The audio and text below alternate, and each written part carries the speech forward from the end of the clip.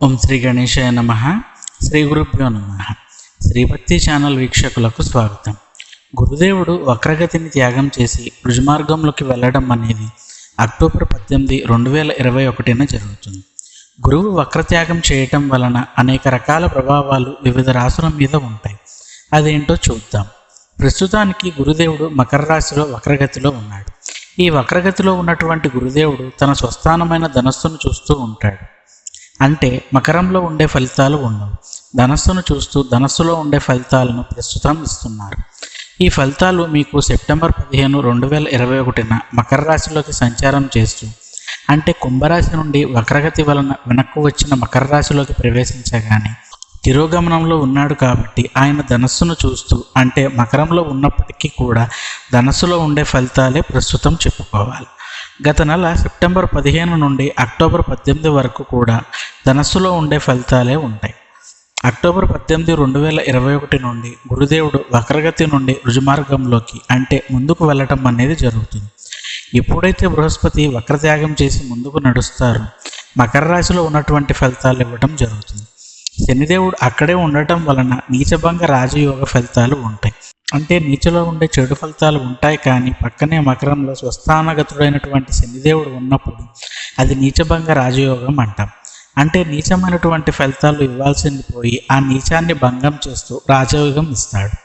స్వస్థానగతుడైన శనిదేవుడి యొక్క ప్రభావం వలన అక్టోబర్ 18న రుజుమార్గంలోకి వచ్చే గురుదేవుడు ముందుకు ప్రయాణం చేస్తూ కుంభరాశి వైపు వెళుతూ నవంబర్ 20వ తారీఖున కుంభరాశిలోకి ప్రవేశించడం జరుగుతుంది. అంటే దాదాపుగా 32 రోజుల పాటు గురుభగవానుడు మకర రాశిలో రుజుమార్గంలో సంచారం చేస్తూ రకరకాల రాశులపైన రకరకాల ఫలితాలు ఉంటాయి. కాబట్టి రాబోయే నెల రోజులు ఎలా ఉంటుందో చూద్దాం. నీచలో ఉన్నప్పటికీ శనిదేవుడు పక్కనే ఉండటం వలన నీచభంగం అవుతుంది. కాబట్టి 2021 అక్టోబర్ 18వ తారీఖు నుండి 2021 నవంబర్ 20 వరకు ఉండేటటువంటి 32 రోజుల కాలంలో గురువుగారు నీచభంగ రాజయోగాన్ని అనేక రాశులకు కలగజేస్తున్నాడు. అశ్విని నక్షత్రం 1, 2, 3, 4 పాదాలు, భరణి నక్షత్రం 1, 2, 3, 4 పాదాలు, కృత్తిక 1వ పాదంలో జన్మించిన వారు మేషరాశి కిందకి వస్తారు. మేషరాశి వారికి 10వ స్థానంలో నీచభంగ రాజయోగం నడుస్తుంది.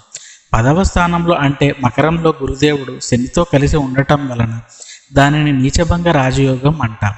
ఈ నెల రోజుల పాటు మీ యొక్క వృత్తిలో, ఉద్యోగంలో, వ్యాపారంలో అన్ని రకాల రంగాలలో ఉన్నటువంటి వారు నీచభంగ రాజయోగాన్ని పొందుతారు. అంటే వృత్తిపరమైన నీచభంగ రాజయోగం ఉంటుంది. మీ యొక్క కష్టాలు తొలగుతాయి. ఈ నెల రోజులలో వచ్చేటటువంటి మార్పులు మీ జీవితంలో గొప్ప మార్పులను తీసుకువస్తాయి. మీకు మంచి ప్రయోజనాలు కలుగుతాయి. కాబట్టి మేషరాశి వారికి నీచభంగ రాజయోగం అద్భుతమైనటువంటి ఫలితాలను ఇస్తుంది. ఎందుకంటే మనిషికి డబ్బే ప్రధానం. డబ్బు ఉంటే అన్నీ వస్తాయి.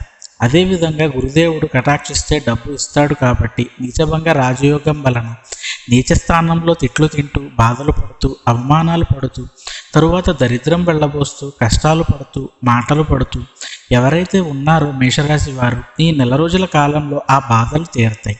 ఆ బాధలు వదులుతాయి. వాటి పీడ మీకు విరగడవుతుంది. మేషరాశి వారు ఈ 32 రోజుల్లో ప్రక్షాళన పొందుతారు. అంటే బాధల నుండి విముక్తి పొందుతారు. అక్టోబర్ 18 నుండి నవంబర్ 20 వరకు ఉన్నటువంటి కాలంలో మేషరాశి వారు అద్భుతమైనటువంటి ఫలితాలు పొంది ఏ బాధ ఉన్నా కూడా వాటి నుండి విముక్తులవుతారు. ఈ 32 రోజుల కాలం మీకు మరుపురాని, మరువలేని, మధురమైనటువంటి ఘట్టంగా మిగిలిపోతుంది. ఆ తరువాత నవంబర్ 20కి కుంభరాశిలోకి గురుదేవులు ప్రవేశించటం వలన మేషరాశి వారికి 11వ స్థానం అంటే లాభస్థానంలోకి వచ్చేటటువంటి గురువు అనేక రకాలైనటువంటి మేలు చేస్తాడు. ఎంతో అద్భుతమైనటువంటి ఫలితాలు ఇస్తాడు. కాబట్టి మేషరాశి వారికి రాబోయే రోజులన్నీ కూడా మంచి రోజులే.